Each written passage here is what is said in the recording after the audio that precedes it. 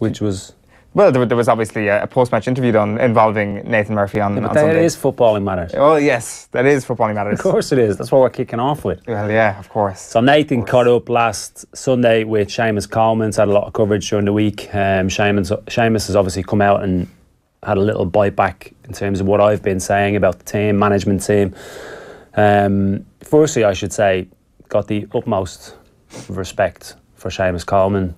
Love the fact that he is our captain. Love how he carries himself. Couldn't think of anybody better to lead our nation, lead our team.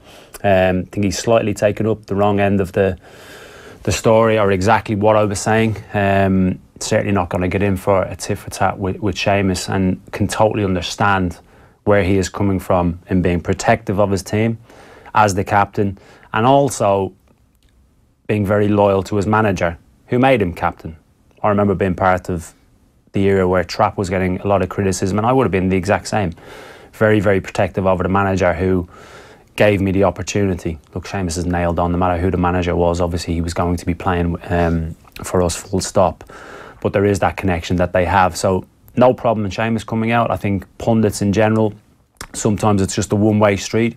You open yourself up and people are well entitled to have their opinion coming in the opposite direction. You've got to take that on the chin. So zero problem with Seamus Coleman. Yeah, naturally. I think Seamus Coleman is probably one of the most likeable footballers out there, isn't he? He was I think he was kind of just telling the truth, telling it as it is. You'd almost respect him more for that to a certain extent.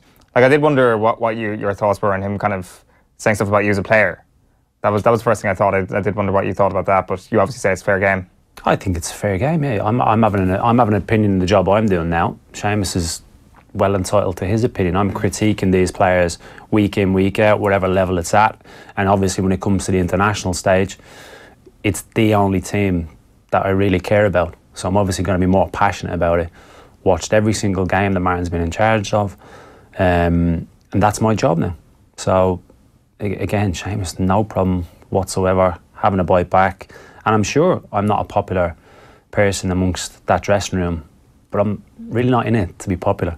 You know, you've got to do your job right, and I think too often on this side of the fence, there's a little bit of splinters in your backside syndrome, and I think there's also a little bit of players being controversial for controversial's sake, and I certainly don't fit into either of those brackets. I don't feel. Yeah, like when you say that Seamus has the utmost respect for what you're doing, like he did say, you've really taken to punditry. So like he was complimenting you in your current job. It was your previous life that he might have had twisted the knife a small bit in. I would say you've taken to presenting very well as well. He didn't say that, but he said he's taken to punditry very well. I'm not sure he'd be watching, but he might be. I don't know. Like it's it was just interesting seeing some of the discourse on social media as well. The previous week and stuff. Obviously, one famous pundit was like, "And who did Keith Andrews ever manage?" And then obviously Sunday was like, "Well, his playing career. He made a few mistakes in his playing career." So it's not exactly all sort of gauging you on your current position. Is what I'm trying to say. I'm good with it.